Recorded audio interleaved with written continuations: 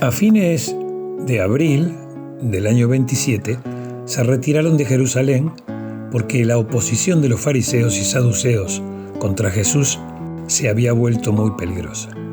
Estuvieron trabajando en Belén, Hebrón y en Yedi, visitando la colonia nazarena que fuera de Juan el Bautista.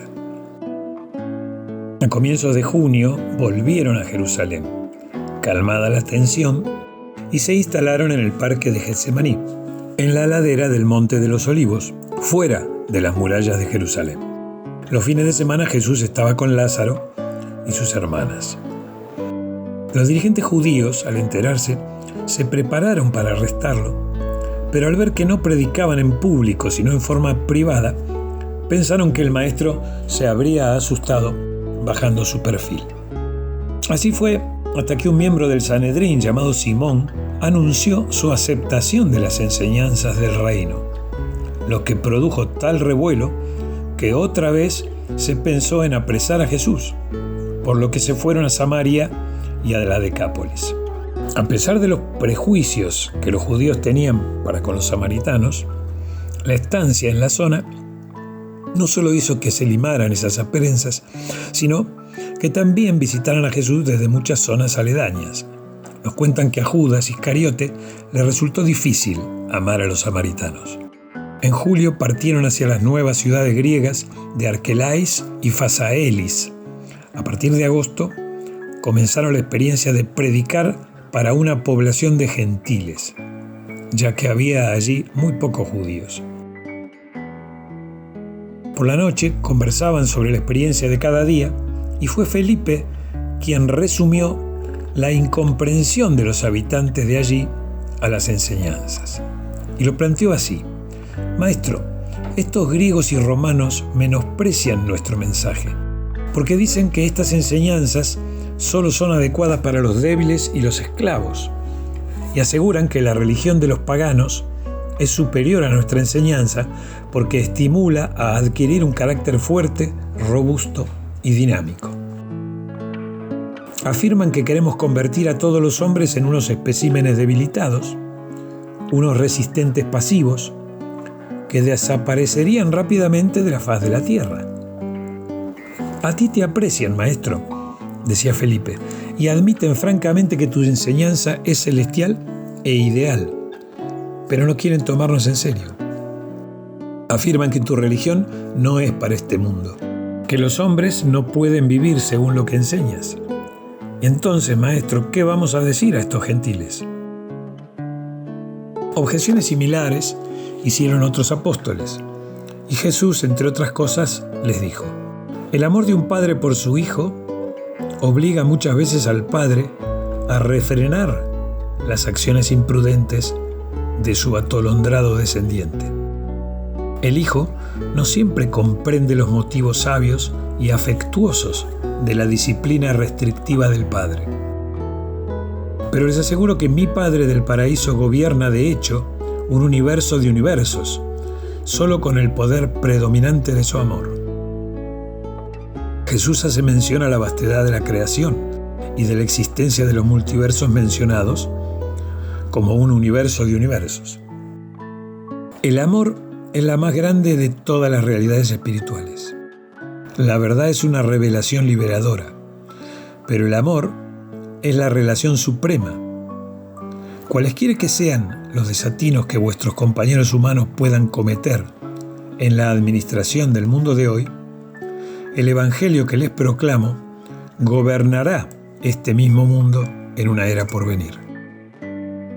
Entendemos que la era por venir se refiere a estos tiempos actuales, en los que la energía del Cristo, del amor incondicional, volverá a bañar a la humanidad, enviada a través de los fotones del sol, para aquellos que puedan tomarla y adaptarla en plenitud. Nos cuentan que pocas veces el maestro puso tanto énfasis en alguna de sus enseñanzas como ese día. Continuó diciendo: ¿quién les dijo que mi evangelio solo estaba destinado a los esclavos y a los débiles? ¿Acaso ustedes, mis apóstoles elegidos, parecen débiles? ¿Tenía Juan aspecto de endeble? ¿Observan que yo sea esclavo del miedo? Es verdad que el Evangelio se predica a los pobres y a los oprimidos de esta generación. Las religiones de este mundo han olvidado a los pobres, pero mi Padre no hace acepción de personas. Además, los pobres de hoy son los primeros en hacer caso de la llamada al arrepentimiento y a aceptar la filiación. Hace mención luego a que muchos de ellos y otros en el futuro morirán a causa de defender las enseñanzas del reino, lo que requiere, según Jesús, de más valor que el necesario para morir en un campo de batalla, cuando la presencia de vuestros compañeros de armas fortalece vuestra valentía. Aunque mi Padre es un Dios de amor y se deleita practicando la misericordia, no se dejen absorber por la idea de que el servicio del reino debe ser de una facilidad monótona. La ascensión al paraíso es la aventura suprema de todos los tiempos, la dura obtención de la eternidad. El servicio del reino en la tierra exigirá toda la valiente virilidad que ustedes y vuestros colaboradores puedan reunir. Otra vez, Jesús menciona nuestra condición de humanos ascendentes en camino al paraíso, lo que nos da el carácter de inmortales o de eternidad. La valentía de la carne es la forma más baja de bravura. La bravura mental es un tipo más elevado de valentía humana, pero la bravura superior y suprema consiste en la fidelidad inflexible a las convicciones iluminadas de las realidades espirituales profundas. Una valentía así constituye el heroísmo del hombre que conoce a Dios. Y todos ustedes son hombres que conocen a Dios. Son en verdad los asociados personales del Hijo del Hombre. Continuó el maestro hablando y dando ejemplos sobre el punto. El efecto sobre la predicación pública y el ministerio personal de los apóstoles fue inmediato. A partir de aquel mismo día su mensaje adquirió un nuevo matiz en el que predominaba la valentía.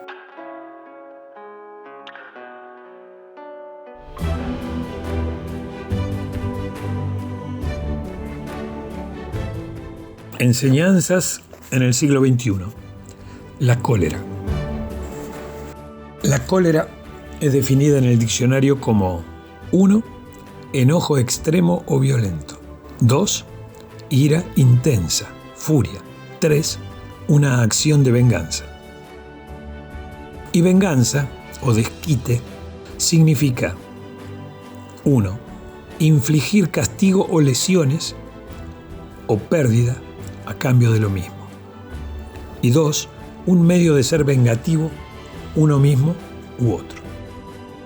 Solemos tomar por igual la ira que la cólera, pero esta última es mucho más emocional y el colérico suele buscar una forma de venganza contra quien cree que lo agravió. Así que la ira es una emoción dirigida contra uno mismo o contra otro ante la presencia o experiencia de ser objeto de un agravio real o agravio percibido.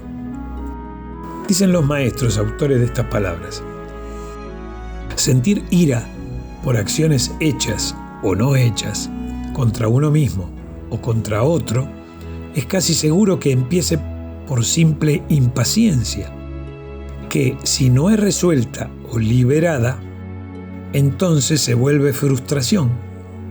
Finalmente se convierte en ira y después posiblemente en cólera si la identificación de la verdad no es adquirida por medio del conocimiento de la sabiduría del Padre Dios Atón interno. En muchas sociedades regidas por el lema de que el tiempo es dinero, causa angustia e impaciencia cualquier demora o imprevisto que haga perder tiempo, o retardos, responsabilizando generalmente a otros por esos inconvenientes. Muchos se consideran tan importantes que no pueden esperar pacientemente por algo o por alguien. Ahora bien, tengan presente que sufren ustedes mismos cuando sienten impaciencia, lo que los hace sentir incómodos, quizá enojados y hasta coléricos. En una cita, por ejemplo, cuando alguien llega tarde, debemos reconocer que ese alguien ya tiene un problema, a causa de su inhabilidad para manejar el tiempo, o porque deliberadamente llega tarde creyéndose importante.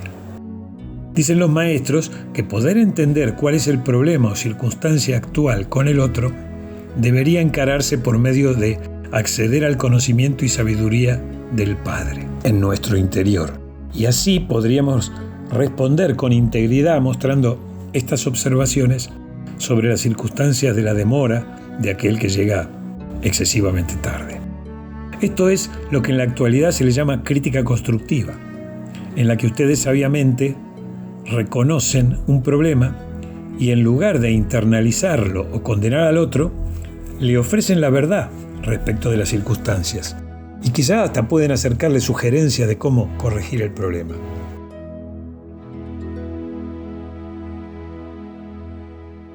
Por otro lado, la crítica es uno de los gérmenes más nocivos que podemos contener dentro de nosotros. Cuando alguien critica al otro, está esencialmente condenando al otro y a su comportamiento, acción o ejecución, basándose únicamente en una opinión arrogante de lo que es la perfección, para elevar sus propios sentimientos de inferioridad y no para ayudar a corregir el problema, ya sea real o percibido. Además, muchos de nosotros somos nuestros peores enemigos al sentirnos inferiores o sin valor. Detengan eso, queridos, dice Sananda. Cada uno está portando en su interior el espíritu de vida, porta a Dios, Atón, creación.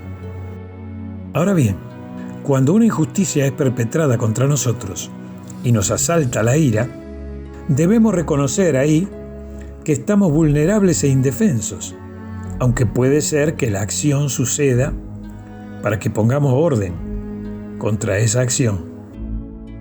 Por lo tanto, primero debemos liberar nuestro enojo para que no se enquiste. Debemos empezar por consultar al Padre interno para así ganar conocimiento y sabiduría de la verdad y para encontrar por qué hemos escogido ser una víctima y qué debe hacerse en justicia con nuestro perpetrador. Entendemos que cuando se refieren al Padre interno es también similar a decir el ajustador de pensamiento o la presencia de Dios en nuestro reino interior. Y agregan, cualquiera que sea el grado de crimen contra las leyes de Dios y de la creación, entonces también así debe ser dado el castigo dentro de las leyes de Dios y la creación. Si alguien asesina o viola a otro, entonces el veredicto sobre el castigo debe ser dado en lógica sensata y sabiduría de acuerdo con la ley de Dios y la creación, no venganza colérica de acuerdo a nuestra voluntad de furia o cólera. ¿Es incorrecto sentir enojo o disgusto ante las mentiras, engaños o injusticias? ¿Qué hacer en primer lugar? Los maestros explican: consultar y comunicarse con Dios Padre Madre interno de ustedes para encontrar justo lo que tienen habilidad para hacer. Indican que en un instante obtendremos respuestas sobre qué hacer si recurrimos a Él y si en verdad queremos movernos rápidamente en ese sentido. De otro modo, puede tomar más tiempo porque siempre depende de cuánto estemos dispuestos a aceptar sus inspiraciones y a actuar.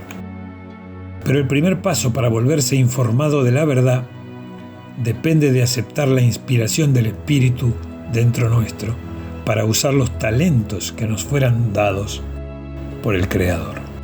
Y terminan los maestros. En este punto nos gustaría también repetir una verdad como fue puesta sabiamente por el comandante Atón. No hay víctimas, únicamente hay voluntarios. Considérenlo. Amén. Dictado por Jesús Sananda, Lord Miguel y Saint Germain Adrutea.